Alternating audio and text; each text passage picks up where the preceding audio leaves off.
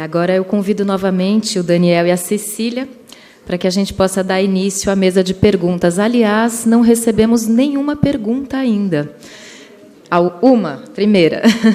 Então, por favor, quem tiver perguntas pode anotar. É só levantar a mão que as recepcionistas vão recolhendo. E eu gostaria de convidar a Bebel Barros, que é pesquisadora do projeto Criança e Natureza, para ser a mediadora. Bom, muito obrigada pela presença de vocês três aqui. A gente não tem muito tempo, então vou tentar otimizar aqui para a gente poder fazer o máximo de perguntas possíveis. Primeiro para o Daniel. Como a gente pode chamar mais pediatras, relembrando que o brincar ao ar livre, a natureza e a convivência são tão importantes? Como a gente pode trazer mais pediatras, mais agentes da área da saúde para esse movimento? Olha que pergunta maravilhosa. Eu acabei de... Eu nunca me envolvi com sociedades médicas, e eu acabei, há pouco tempo, de entrar na Sociedade de Pediatria do Rio de Janeiro, justamente para fazer isso, né? Então, nós estamos... Vai ter um congresso de pediatria no Rio de Janeiro, agora em outubro, e nós meio que conseguimos colocar nesse congresso um fórum Saúde, Criança e Natureza, Saúde, Cidade e Natureza, exatamente para tentar trazer essas ideias, trazer os pediatras para dentro desse conhecimento, que é um conhecimento fundamental, do qual a maioria deles é alijado, porque o foco é muito na doença, no tratamento, na influência da indústria farmacêutica, etc. Então, a gente conseguiu montar um fórum Criança e Natureza, no qual vão falar exatamente as pessoas que estão aqui, mais a Laís, trazendo essas ideias para serem discutidas na pediatria e também com uma vertente de ação. Nós vamos ter uma dinâmica que vamos tirar, possivelmente, a formação de um comitê Criança e Meio Ambiente para a Sociedade de Pediatria do Rio de Janeiro e, possivelmente, para a Sociedade de Pediatria brasileira também. Então, a gente está começando exatamente esse movimento. Joia. Agora, para a Leia, tem duas perguntas que são um pouco parecidas, assim, tem relação, né? A primeira é assim: sabemos que há algumas escolas do sistema público que têm o privilégio de contar com espaços abertos e verdes, e, mesmo assim, as práticas pedagógicas e os educadores insistem em manter crianças de apenas 4 anos ou menos sentadas dentro de sala de aula durante a maior parte do período escolar. O que podemos fazer para mudar esse cenário? Ou seja, né, convencer os educadores de que é possível usar o espaço lá fora, que muitas vezes está negado às crianças, apesar de existir, né? E, ao mesmo tempo, pensando todo esse trabalho de formação que você empreende, tem como ajudar o educador a ser biofílico sem levá-lo a ter experiências práticas, né, a si mesmo, como se ele pode ter algum tipo de treinamento sem ter esse tipo de vivência? Bom, gente, eu acho que assim, a grande questão é: eu não vou levar esse educador a ser biofílico. Ele é biofílico, nós somos biofílicos, né? Nós somos afiliados da natureza, nós somos orgânicos.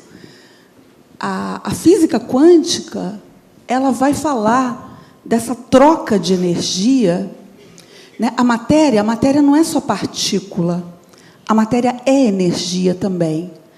Ela aparece como partícula e é realçada pela física clássica como partícula, porque é uma matéria que precisava ser medida, quantificada, e, portanto, ela precisa ser uma partícula, precisa ser seriada, né?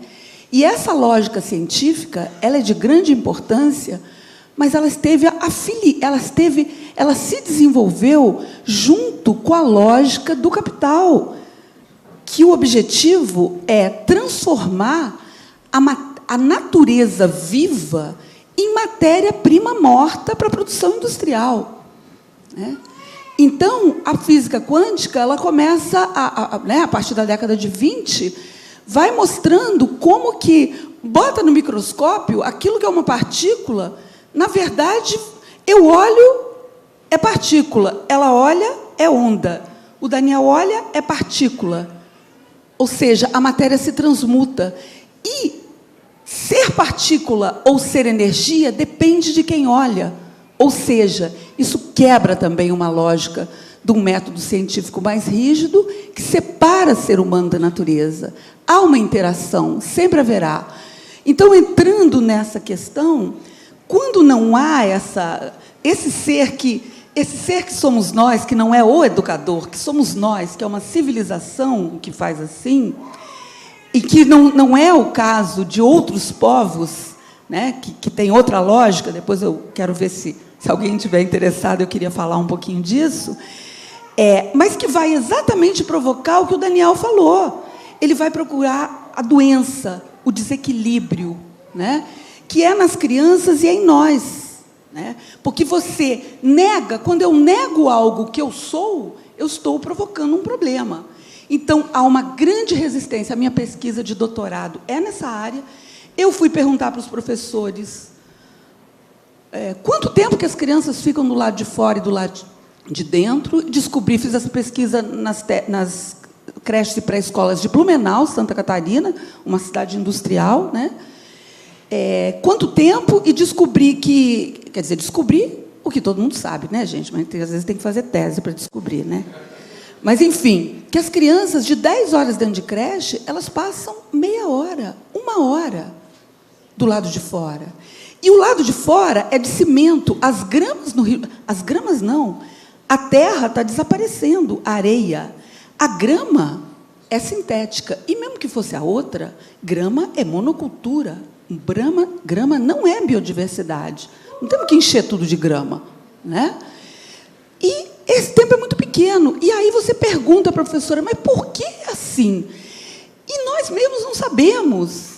Então, nessa coleta de perguntas, o que eu fui descobrindo é que, do ponto de vista da lógica de funcionamento da filosofia da nossa sociedade e, portanto, da lógica de funcionamento da escola, que tem a função de reproduzir essa sociedade, a natureza ela é o lugar da doença, porque vai pegar vento, porque da sujeira, do perigo, né?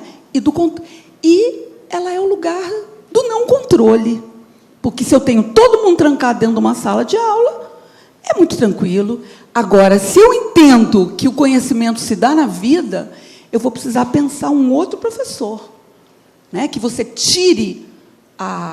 desloque a ação pedagógica da cabeça dele para o movimento das crianças. E isso não é simples, porque a gente não aprendeu assim.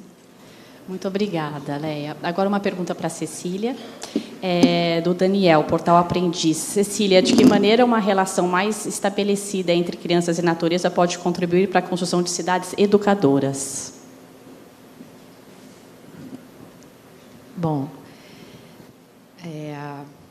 eu acho que a formação, eu acho que o que a Leia acabou de falar, né, com relação a experienciar a natureza, a criança que vive em lugares onde tem natureza, eu acho, sei lá, vou buscar isso aqui, vou lá para Freiburg, né, que é a cidade que foi a primeira, né, na década de 70, onde nasceu aquele movimento verde, que é um movimento de contracultura, que eu acho que hoje a gente até está bastante dividido, né, entre o pessoal que quer manter, né, essa extrema-direita enlouquecida, que quer manter tudo como foi principalmente nas últimas décadas, né, de autocontrole, autoexploração, domínio total, controle, e tem um movimento que é contra isso, né, um movimento que é nascente e que está se articulando.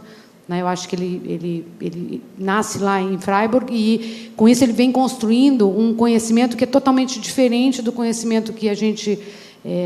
e aqui, eu acho que aqui, eu já tive a oportunidade de falar em alguns lugares, e quando chego no Brasil, parece que eu saltei em outro planeta, né? Porque quando eu saio para fazer minhas pesquisas fora do Brasil, eu vou assim com um roteirinho muito rápido, né? E muito orientado já com uma pesquisa, e deixo espaço para o tempo também, para o ócio, para passear, para fazer encontros.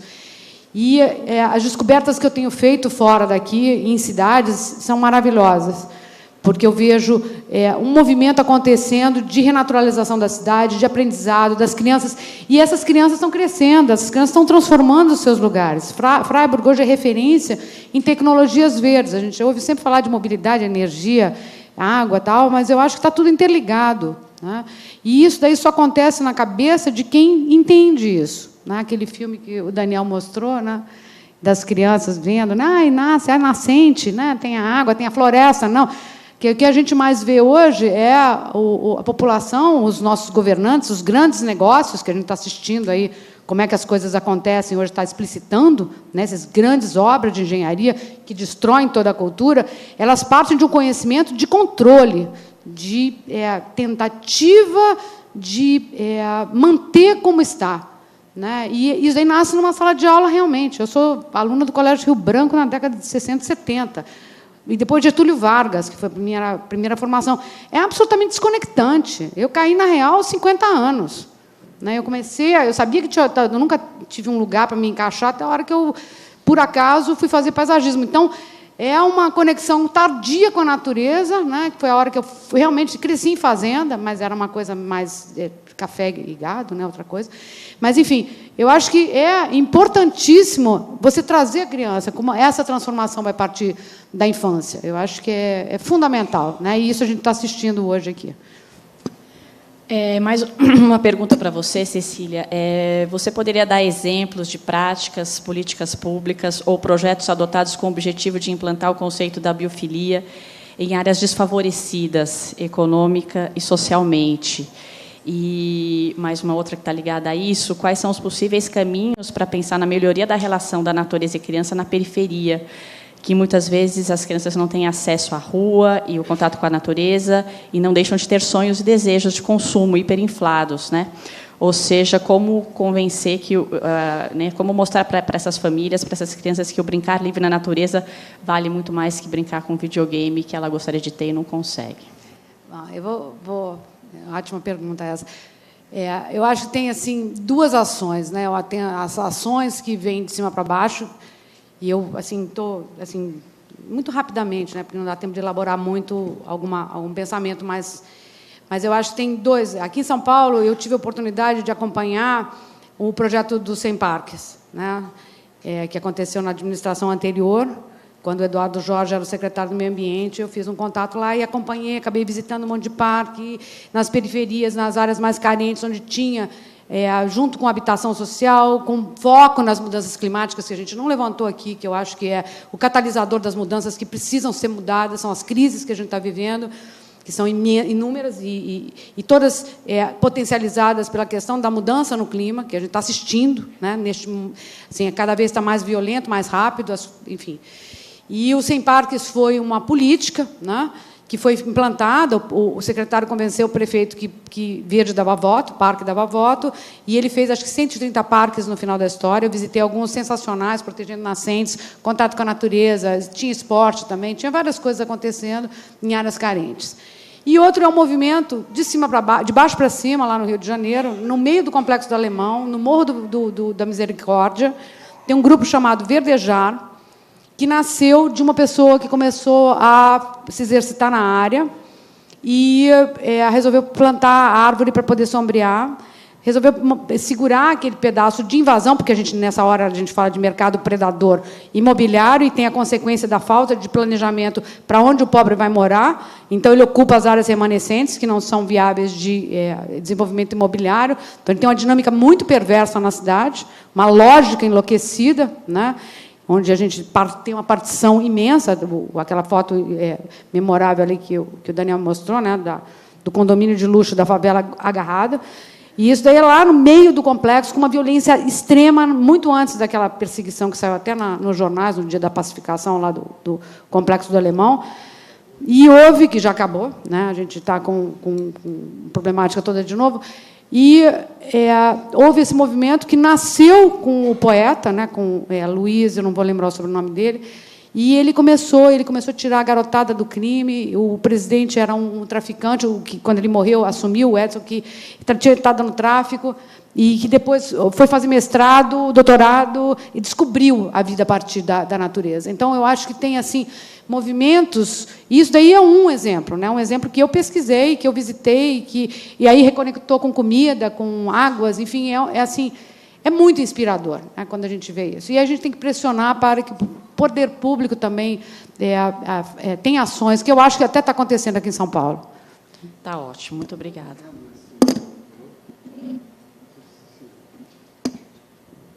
A gente... Quem está aqui, né, todos nós aqui, a gente compartilha dessas ideias. A gente tem que falar com o diferente. E eu acho que, justamente, o projeto Criança e Natureza, trazendo a força do Alana para esse movimento, é uma chance que nós temos de falar com quem não recebe essa mensagem. E quem não incorpora isso no seu dia a dia, a natureza e o brincar das crianças. E esse tipo de política pública de construção de parques em periferia de São Paulo tem uma diferença de 200 vezes mais áreas verdes nas áreas ricas do que nas áreas pobres.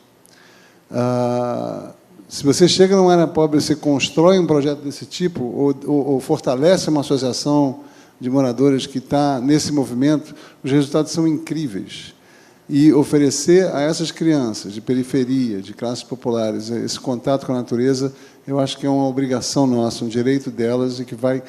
Tem estudos que mostram que só verdejando bairros, apenas verdejando bairros, se reduz as diferenças de saúde entre os bairros ricos e bairros pobres a metade. São coisas impressionantes. O poder da natureza de influenciar a saúde não só de indivíduos, mas de populações inteiras é muito impressionante. Os estudos estão mostrando isso cada vez mais. Então, é uma tarefa nossa. Existem duas saídas para essa crise ambiental. Os mesmos cientistas que constroem esse consenso de 97% de que o aquecimento global é causado pela ação do homem, eles mesmos cientistas dizem que existem duas saídas para essa crise, para mitigar essa crise. Uma é a redução da desigualdade e a outra, claro, é a sustentabilidade, ações sustentáveis. Para reduzir desigualdade, a gente tem que justamente ir até a periferia e trazer essa mensagem para eles. Isso é muito importante. Muito obrigada, Daniel. As duas últimas perguntas são para você também, relacionadas à tecnologia. Se a realidade dos computadores é tão presente, ao mesmo tempo tão fascinante e encantadora para as crianças, você crê que existe um caminho para o diálogo entre telas e natureza, entre tecnologia e natureza? E que você citasse, por favor, algumas consequências que a ausência da natureza traz para as crianças, e se já há pesquisas mostrando que adultos são esses que se desenvolvem com extremo contato com a tecnologia nos grandes centros urbanos. O diálogo deveria se dar no fim das baterias, né?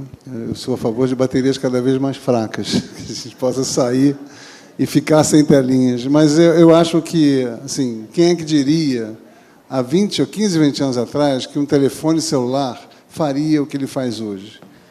Ele presta uma tamanha quantidade, uma tamanha variedade de serviços, que ele se tornou indispensável, que a vida acontece dentro dos nossos telefones, dentro das nossas telas, e eles são indispensáveis, inclusive, para a gente transformar isso. Sem os nossos celulares, sem a plataforma tecnológica de rede de comunicação que eles representam, a gente não pode fazer isso que a gente está fazendo aqui. Mas a vida não pode acontecer só nos computadores e nas telas. Então, em algum momento, eu acho que tem que ser a proposição, é que a gente desligue e vá para a rua, desligue e vá brincar, desligue e vá para o córrego, para o parque, para a praça, porque, senão, a gente fica intoxicado e o excesso vai gerar doença, vai gerar tudo isso que a gente viu. E a alternância é o que pode nos salvar. Um exemplo disso é a miopia. Nós estamos tendo, tem estatísticas na China, a população em torno de 10% a 15% de miopia, né? Em alguns países, 20%. Na China está chegando, na nova geração, a 90% de miopia. E miopia grave, miopia precoce, miopia que pode levar à cirurgia, por causa dessa falta de alternância. As crianças ficam mergulhadas na tela, o olho se alonga e acaba gerando miopia e vai gerar coisas mais graves no futuro. Então, um pequeno exemplo de como essa alternância é tão importante. A segunda pergunta é como que você acha como que são esses adultos que crescem hoje dependentes de tecnologia, né, em ambientes urbanos, quais são as características das pessoas? É muito difícil falar de características de adultos. Eu posso falar de características de pais. Essa é uma crítica que a gente tem que fazer, uma autocrítica que a gente tem que fazer. A gente vê pais conduzindo crianças a esse caminho do excesso. Pais que, na verdade, colocam as crianças para ver televisão e brincar com tablet porque eles querem. Eles estão viciados nessas telinhas e nas suas práticas. Pais que levam as crianças para a natureza e que trazem os seus telefones e deixam as crianças brincar porque dá menos trabalho. Que levam as crianças para salas de espera, para restaurantes, e as crianças são distraídas o tempo todo. Então, a gente tem que olhar... Se a gente quer que as crianças saiam das telinhas e aumentem o contato delas com a natureza, a gente tem que olhar também para a nossa atitude como adultos, né? O mundo dos celulares está envolvendo a gente de uma forma muito, muito intensa. E isso não é só para a geração mais jovem, isso acontece em todas as gerações. Você pode ter uma pessoa de 80 anos que já é viciada em telinha também, o WhatsApp, o Facebook, etc. Então, essa é uma autocrítica que a gente tem que fazer. A gente tem um olhar voltado para as crianças, qual é a nossa atitude perante esse excesso de tecnologia na nossa vida e a falta de natureza na nossa vida. Para a última, para a Leia, acho que a nossa última pergunta, Leia, a gente sabe que a sua experiência é na área de educação infantil, mas a gente consegue perceber que ainda na educação infantil ainda é possível ver crianças brincando, é mais viável, enfim, é mais fácil da gente encontrar crianças brincando na natureza dentro do espaço de educação infantil. E quando a gente fala de educação fundamental, né, como é que isso fica?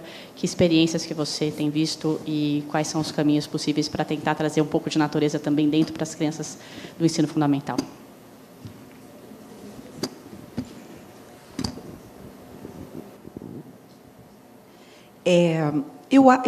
Na minha experiência, eu sinto estar sendo... Eu não quero ser pessimista, pelo contrário, né, para eu estar embrenhada numa situação dessa, numa batalha dessa, é porque eu acredito. E aí, até um pouco da pergunta anterior, a dificuldade dos professores é em função do modelo do que é educar, do que é ensinar, que é o modelo que nós aprendemos e que seguimos aprendendo, porque... né, as escolas de formação, os cursos, a gente continua regido por essa lógica cartesiana, né, que separa a natureza da cultura, o corpo da mente, a razão da emoção, o conhecimento da vida, né? E esses polos existem, mas o problema é quando um polo massacra o outro, né? E a nossa sociedade é marcada por isso. Mas eu reparo que quando os professores conseguem... não é difícil de sair, porque é um convite. E é um convite para o que é bom. É um convite para também voltar para essa organicidade. É um convite a dançar, um convite a cantar. É um bom encontro. Agora, também nós temos muitas dificuldades. Os professores, nós que estamos fazendo a formação, nós também não sabemos fazer isso, né? A minha tendência na universidade é sentar todo mundo na cadeira, dizer tudo que eu tenho que dizer, fazer as provas, né?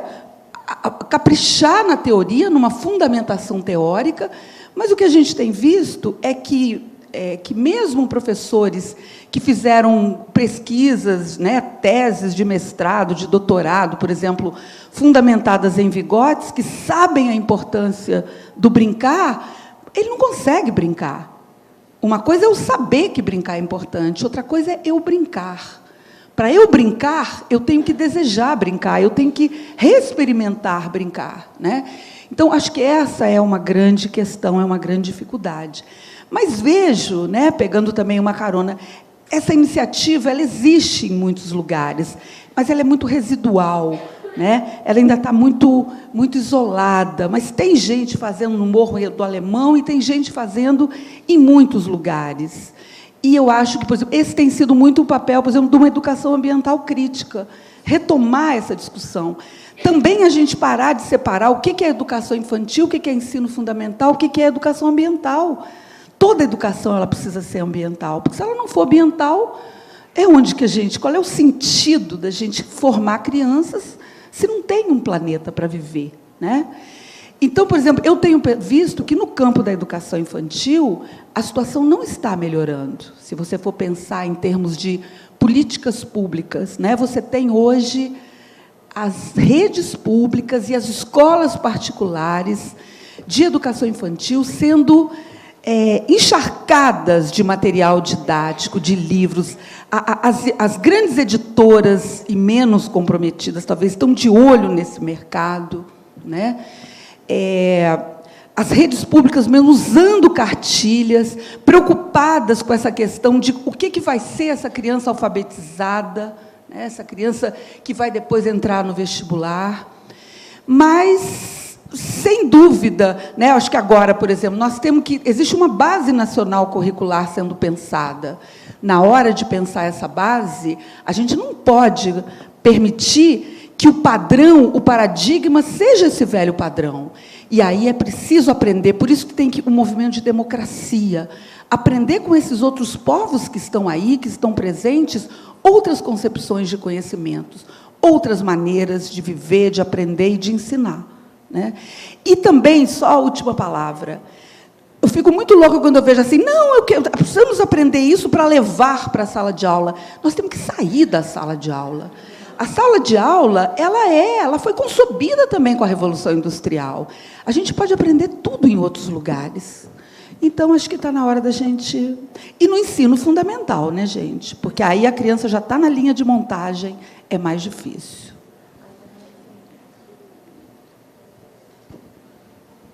Muito obrigada. Eu queria, mais uma vez, agradecer a presença de vocês três aqui e dizer que tem muitas outras perguntas aqui, que as pessoas podem ficar à vontade para procurá-los, né, depois agora no intervalo.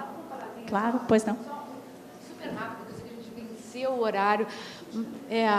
Mas é o seguinte, eu acho que a gente falou muito de natureza, criança, mas eu acho que a gente tem que falar de comunidade, né? O espaço comunidade, como é que a gente volta a conviver. Porque se não houver lugares de troca, né, e onde a gente consiga... E a comunidade hoje, que nem o Daniel falou, está nas redes também, mas não pode ser só virtual, né? Eu acho que a gente tem que estar conectado pessoalmente, no lugar, né?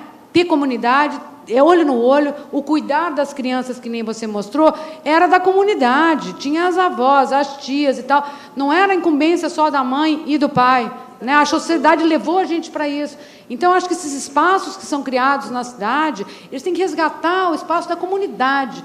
Tem até no filme As Mães da Pracinha, ali, né, que a Estela, no começo da vida, né, onde elas são uma comunidade, elas estão ativas ali, uma dá suporte à outra, né, porque tem as limitações da vida que a gente tem, né, como as cidades muito desumanas, né, essas cidades que pretendem ser globais, de altos negócios, tal, eles esquecem essa raiz. Então, acho que o único jeito da gente conseguir fazer uma virada é a gente ter a comunidade local e a comunidade virtual, né, porque eu acho que isso daí é um caminho extremamente esperançoso, né. E tem mais uma coisinha, por que São Paulo não aplica para ser uma cidade do projeto Cidades Biofílicas? Né? A gente está precisando, eu faço parte do projeto, né, dessas cidades. O Rio de Janeiro a gente tirou, eu tirei, né, porque não é uma cidade biofílica como cidade, tem muita gente biofílica lá, mas a cidade não é. Mas eu acho que São Paulo tem isso, né? A gente está aqui com muita coisa legal acontecendo, né? Se tiver interesse, eu posso contribuir, né, de alguma maneira, fazer essa ponte, participar, né, com o Tim Bitley, que eu sei que ele é citado, inclusive, várias vezes no livro do Richard, né? Então, eu acho que assim, uma maneira também maior de abraçar a causa numa escala maior. Desculpa. Então, o Daniel vai fazer a última fala, né, e a gente vai encerrar a mesa. Bebel me ofereceu, eu não resisti. E eu vou ler para vocês um trechinho de um livro chamado Como Amar uma Criança, de um pediatra e educador, junto um pouco as características de todos nós aqui, chamado Janusz Korczak, um homem que era um polonês na época, no início do século XX, e judeu, meio católico. Tinha duas creches que ele comandava, uma creche de crianças católicas e uma crianças judias, e ele, quando os alemães entraram em Varsóvia, foi para o gueto junto com essas crianças. Ofereceram a ele a possibilidade de sair, porque ele era um sujeito muito conhecido na Polônia. Ele quis continuar e foi até a Câmara de Gás com as suas crianças. Ele escreve o seguinte, pegando o gancho do Spinoza, da Leia: A criança que você pôs no mundo pesa cerca de 10 libras. É feita de 8 libras de água e de um punhado de carbono, cálcio, nitrogênio, sulfato, potássio e ferro. Você deu à luz a 8 libras de água e 2 libras de cinzas. Assim, cada gota do seu filho era o vapor da nuvem, o cristal da neve, da bruma, do orvalho, da água da nascente e da lama do esgoto. Milhões de combinações possíveis de cada átomo de carbono ou nitrogênio. Você apenas reuniu o que já existia. Agora olhe a Terra suspensa no infinito. O Sol, seu próximo companheiro, está a 50 milhões de milhas. Nosso pequeno planeta não é mais do que 3.000 milhas de fogo, recobertos por uma película que tem apenas 10 milhas. Sobre esta fina película, um punhado de continentes jogados entre os oceanos. Sobre esses continentes, no meio das árvores, arbustos, pássaros e animais, o ruído dos homens. Entre estes milhões de homens está você, que deu à luz a um homem a mais. O que é ele? Um galinho, uma poeira, um nada. É tão frágil que uma bactéria pode matá-lo. Uma bactéria que é aumentada 1000 vezes é apenas um ponto no campo visual. Mas este nada é irmão das vagas do mar, do vento, do relâmpago, do sol, da Via Láctea. Esse grão de poeira é irmão da espiga de milho, da relva, do carvalho, da palmeira, irmão de um passarinho, do filhote de leão, de um cãozinho.